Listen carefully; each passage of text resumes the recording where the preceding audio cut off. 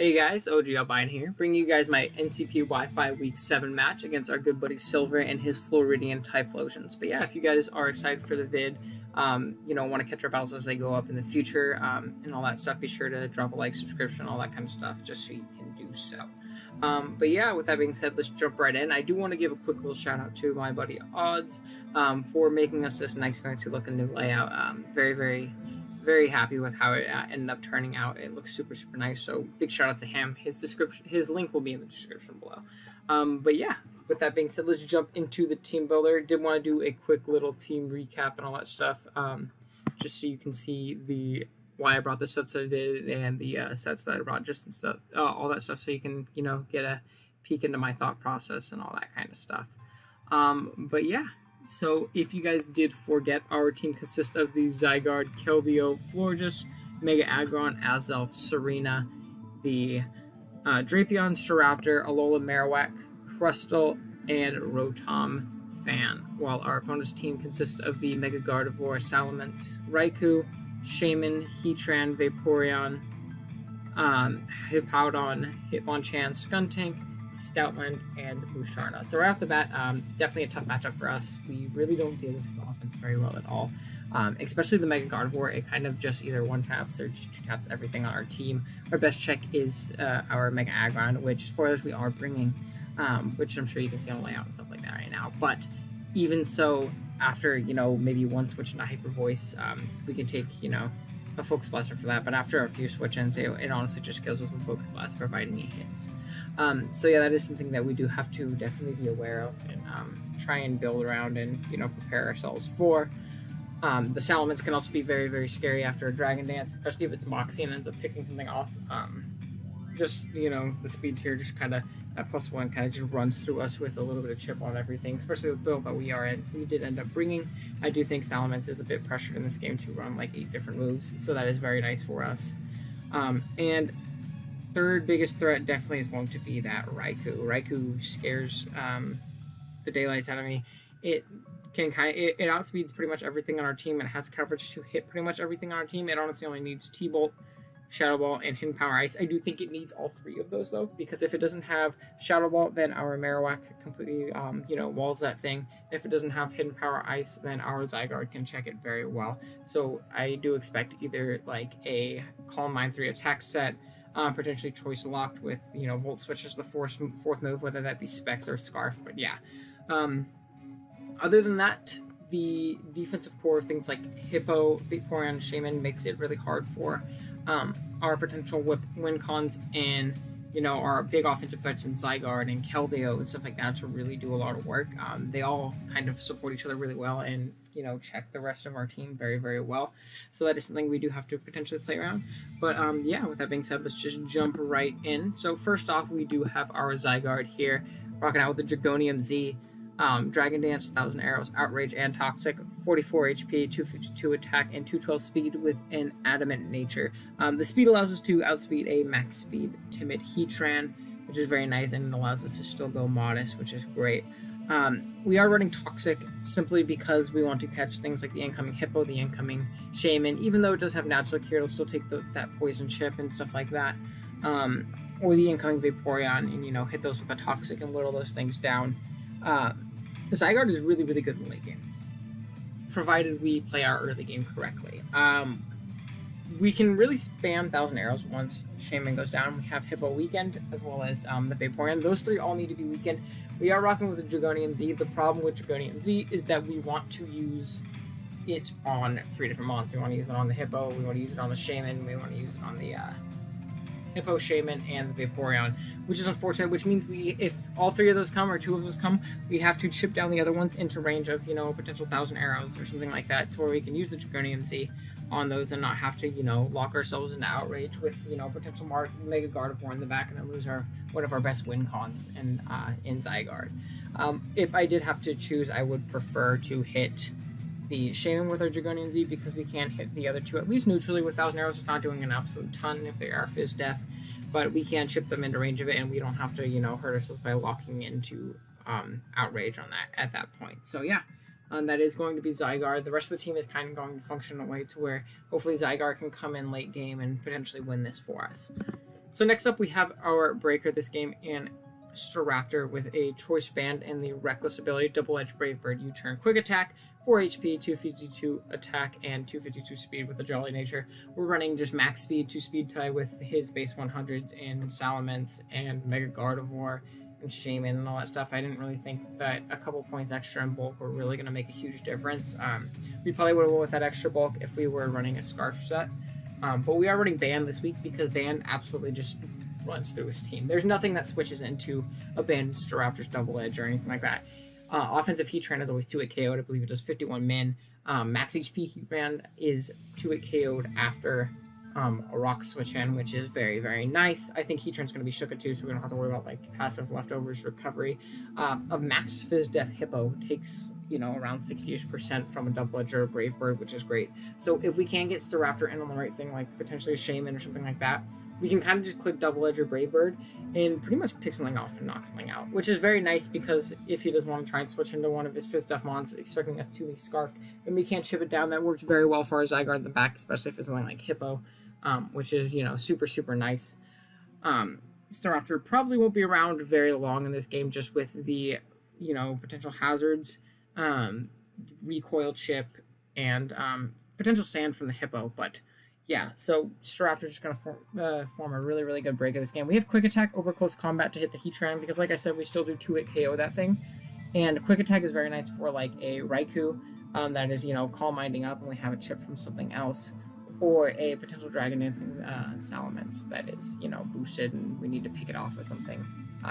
Since we're not running on, like, extreme speed on Zygarde or something like that. But yeah, great breaker this game. Only one mon that outspeeds it in Raikou, so we can kind of just come in and click buttons, provided we win speed ties, or if he's not running max speed on Gardevoir or Salamence, which, he very well may not be doing. But yeah, so next up we have our Mega Gardevoir check in our Mega Aggron. With the filter ability, Heavy Slam, Roar, Earthquake, and Toxic, 252 HP, 4 attack, and 252 Spadef with Careful Nature. Admittedly, Aggron isn't amazing in this game. A lot switches in on it, and a lot really annoys it. It doesn't really give much offensive pressure at all in this game, but it's my best way of not just outright losing to the Mega Gardevoir. We can switch in and take a Hyper Voice into a Focus Blast, which is very nice after rocks. But however, if we switch into, like Hyper Voice and then he switches out and then we switch into Hyper Voice again later, we are in range of Focus Blast. So this is kind of just like a one-time check. It's kind of like just a one-time check to it where, forcing him to click that Focus Blast to knock us out, which he definitely is going to be carrying. But we can definitely knock out Guard with a Heavy Slam. Roar is to just phase things around on the switch if we do get our rocks up with another potential member that we have in the back. Or, other hazards and sand chip, and we just want to, force favorable switches and put ourselves in a good position. Toxic is to catch things like the Hippo and the Vaporeon, stuff like that on the switch-in, because they are very, very likely switch-ins. And Roar also functions as, like, a setup to turn. If he's, like, a really fat Musharna and he thinks, I can set up all over this thing, and he's, like, sub or something like that, we can roar that thing out. So, yeah, that's going to be Aggron. Next up, we have Drapion here with the Ayapapa Berry Battle Armor ability, Toxic Spikes, knock off Poison Jab, and Whirlwind, 252 HP, 60 attack, 4 defense, 76 Spadef, and 116 speed with a Jolly nature. So the 116 Jolly allows us to outspeed a Timid Heatran, just like our Zygarde. We're hitting that 143 to do so. The 76 Spadef and 252 HP allows us to always live a Mega Gardevoir Hyper Voice after rocks, which will then proc our berry, and then we'll get up to a range where we can potentially live another Hyper Voice or something like that. And we do a huge chunk of that thing with Poison Jab. Knock off to obviously, deter items and, knock off things, potential berries, all that stuff. And we are running Toxic Spikes this week. Toxic Spikes being that his removal this week, the one thing I don't like about Silver's team is I don't think his removal is very good. He relies on some low tier mons to do so, such as the Hitmonchan and the Skuntank. I don't think either of which are very good for me, and I don't think they really have a spot on this team this week. So I would be very, very surprised if they end up coming. And other than that, he only has the Salamence, and Salamence never wants to run Defog if it doesn't have to. And if it runs Defog versus me, that means it's most likely not Dragon Dance, because it's going to be Defog, it's going to be Roost just for longevity, and it's probably going to have 2 attacks to hit my team. Potentially still Z or something like that, but I really doubt that a Defog Dragon Dance Salamence will come because it just gets way too chipped down, and we can kind of just, pick it off for something later if it is that said. But, excuse me. But yeah, T-Spikes are great, so where we don't have to predict with our Aggron and our Zygarde and getting Toxics on this fat stuff, as well as the Shaman keeping a Toxic on it, because when it switches out, it does get the natural cure. If it switches back in on T-Spikes, obviously it will be poisoned again, and we can slowly keep chipping that thing down as long as it is in. But yeah, that's going to be Drapion. And then next up, we have another breaker for our Zygarde in our Alolan Marowak with Thick Club and Lightning Rod ability, Stealth Rock, Earthquake, Shadow Bone, Fire Punch, 92 HP, 252 attack, and 164 speed with an Adamant nature. So the 164 speed is just to outpace a no-speed Vaporeon and everything below. With our Marowak right here, we can pretty much 2-tap everything on his team. Shadow Bone does a huge chunk. The only thing we really don't that really wants to switch into it would be the potential Hippowdon, but we still do a huge chunk with Shadow Bone if we do catch it on the switch. And if we get that, defense drop where there's a little bit of prior chip, we can definitely 2-hit KO that thing, which is really nice. And like I said, it does, force him into a turn where he needs to recover, or it forces him into a turn where he has to, potentially try and Earthquake and knock us out. And if we can keep him low enough, that, really helps our Zygarde in the back. But yeah, it's also going to be our Stealth Rock where we do force some switches, which is very nice. Not a lot of things really want to take a hit from this, so if we can't get up our rocks, like I said, the removal is a bit subpar, so that does help us out very, very much. But yeah, that's going to be Marowak. And then lastly, we have Azelf with a Choice Scarf and Psyshock, U-Turn, Energy Ball, Hidden Power Ice, 252 special attack, 4 Spadef, and 252 speed with a Timid nature.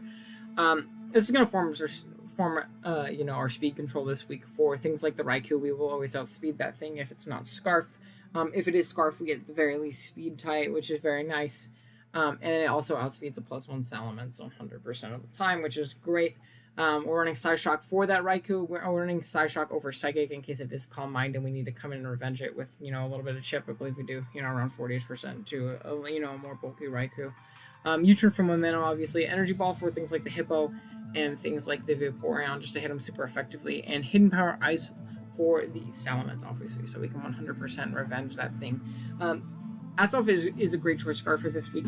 However, its moves, it has major 4 moves on syndrome. Like, it wants to run a good, around 8 moves or something like that. Mostly it really wants to run Shadow Ball for the guard. We can't really touch guard, which is a scary thing that we don't really switch into that. But, if we can keep up momentum and U-turn out and then go into one of our threats to scare that thing out, that can be very, very nice. But yeah, with that being said, let's jump into the battle. Alright guys, here we are with the battle. So looking at the team that Silver elected to bring, looks like he went with the Heatran, Mega Gardevoir, Salamence, Hippowdon, Shaman, and the Raikou. So nothing super unexpected. Again, like I said, biggest threats right off the bat are going to be the Raikou, the Salamence, and for sure that Mega Gardevoir. That thing is absolutely terrifying for our team. We do have to play around it correctly. And basically just pressure it offensively. We have, like a semi-check to it in our Mega Aggron, our Spadef Mega Aggron, but we still do take like 60-something % min from a, timid Focus Blast. So that is something we do have to be aware of and be ready for. But yeah, with that being said, let's just jump right in. I am going to lead off with my Staraptor right off the bat, because like I said, it can potentially 2-tap absolutely everything on the team. And if he elects to lead like the Hippo to get rocks up or something like that, I will for sure double-edge that thing to try and get a fat chunk off of it. As he ends up leading off with the Heatran, which is unfortunate because we elected not to bring Close Combat this week. We brought Quick Attack over that to hit his setup threats and his faster threats just in case we needed to. So I don't really want to stay in versus thing, as I do potentially 2-hit KO it, but I definitely don't OHKO it. I don't really force it out or anything like that. So I am going to U-turn out into my Drapion right here, as I don't expect the Earth Power, as he does just go for his Stealth Rocks, which is fine. And right here, in an attempt to see if his Salamence is carrying Defog, and 2, if he has any removal in general, basically, I am going to set up a layer of T-Spikes right here, because if I do, I definitely think he is more inclined to defog his own rocks away to keep those T-Spikes off the field, because they are so good versus him. for stuff like the Hippo, the Shaman, and the Raikou.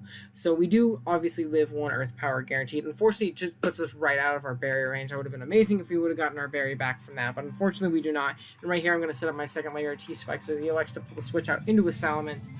This is telling me that it most likely does have defog as he went hard into this once the T-Spikes got up, as we do see that he does indeed have the T-Spikes right here, and he elects to get them up right now.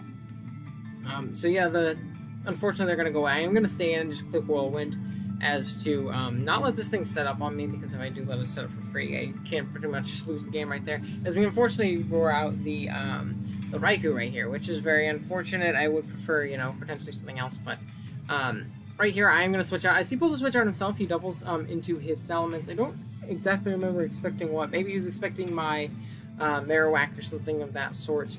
Right here, I am gonna pull a switch out into my Marowak, so that was a good play on his end if that is what he was, expecting to come out.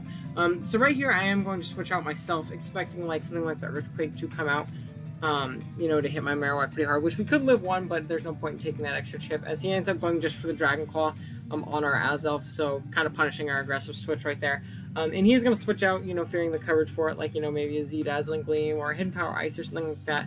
So, thinking he will do so, I am going to click U-turn and switch out, as Heatran was a very, very likely switch-in on his end. So, yeah, I am going to U-turn out, and I believe I go right into my Marowak, which is, yeah, I go right into my Marowak. And right here, I can do one of two things. I can either get up my rocks, or I can go straight for an Earthquake. I do live 1 Earth Power guaranteed no matter what from this thing. But I am gonna elect to go for the Earthquake, because even if this thing is Chico, which it is, I still do have a very high chance of knocking this thing out depending on his investment. So we are gonna go for that Earthquake, and you're gonna see the raw power Marowak just shining through right there, killing the Heatran through the Sugar Berry, which is absolutely amazing, being able to take down that threat. That makes our Azelf look much, much nicer, so we can take out that thing right there. But yeah, so next up, he is going to go out into his Salamence. Right here, I am just going to go for the Shadow Bone. Again, I don't want to let this thing set up. I don't think it is set up now that he has, gone for Defog, but he is going to go for the Earthquake, so I'm assuming he's Dragon Claw, Earthquake, Roost, Defog. But we do live that no matter what, and I am going to go for Shadow Bone. In hindsight, I do kind of wish I went for Rocks, because I either forced him to get rid of his own Rocks here, or I, got up my Rocks while he took me out or something like that. So at least I would have had rocks up this game, but unfortunately we do not get them up, and down goes our Marowak. So right here I'm going to go into my Azelf. Right here I'm going to take a little bit of chip, and I'm going to go just straight for the Psyshock. And it was in range of this thing, unless it was like pretty much like max Spidef or something like that. So we are able to take this thing out, and he's not going to switch out fearing that we're like, potentially Nasty Plot or something like that, and he doesn't have the Heatran to really check it anymore. So yeah, next up he's going to go into his Raikou.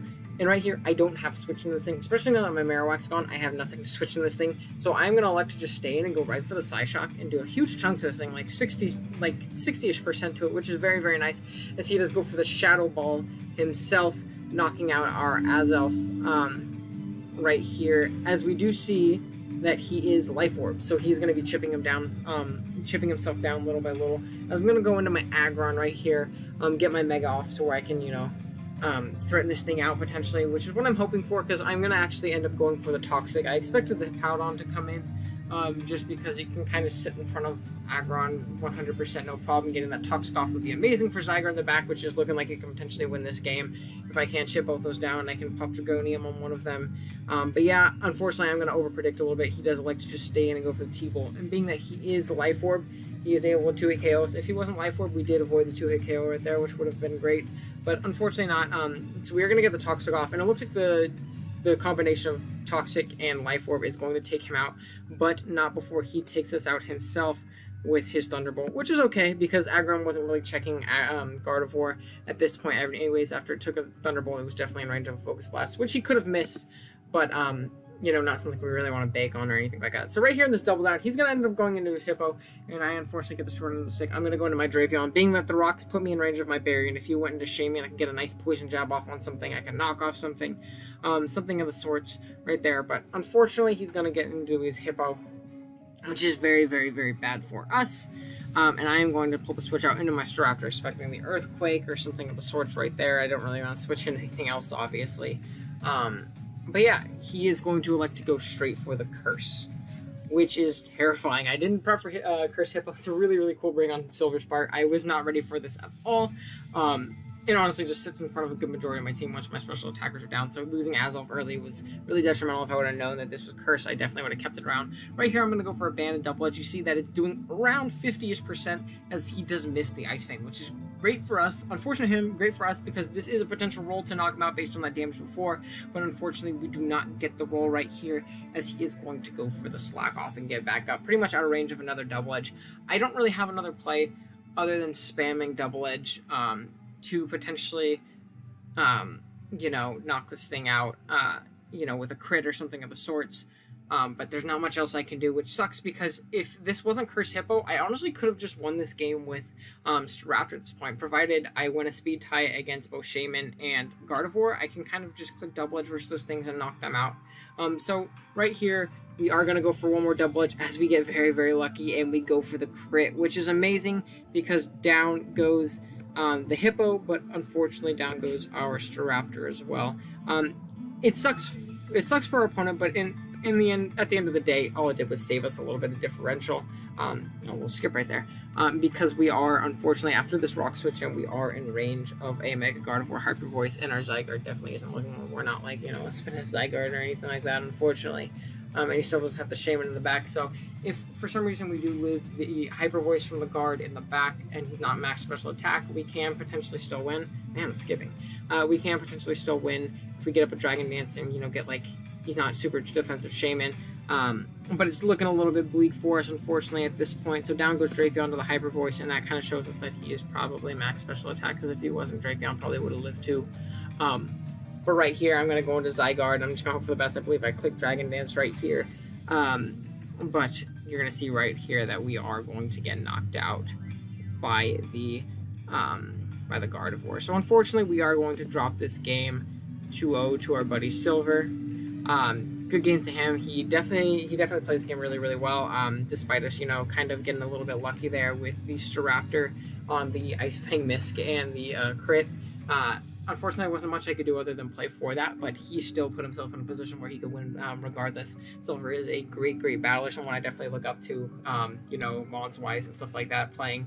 So it's always a pleasure getting to play him, despite the loss. I do think a 2-0 loss isn't as bad, showing how bad our matchup was. So yeah, unfortunately, we are going to drop our second game in a row, bringing us to 4-3, which is a big fallout from 4-1, unfortunately. So we are going to have to pick it up, bring it back, hopefully, and hopefully pick up a win next week. I believe we play Austin or Garchomp the God next week in his Lawrence Talonflame, so that is going to be a very big game. Another pretty tough matchup, but I believe we do have the team to be able to pull through. But yeah, with that being said, I hope you guys enjoyed. If you did, be sure to like, drop a subscription, all that stuff, and I'll catch you guys next time. Later.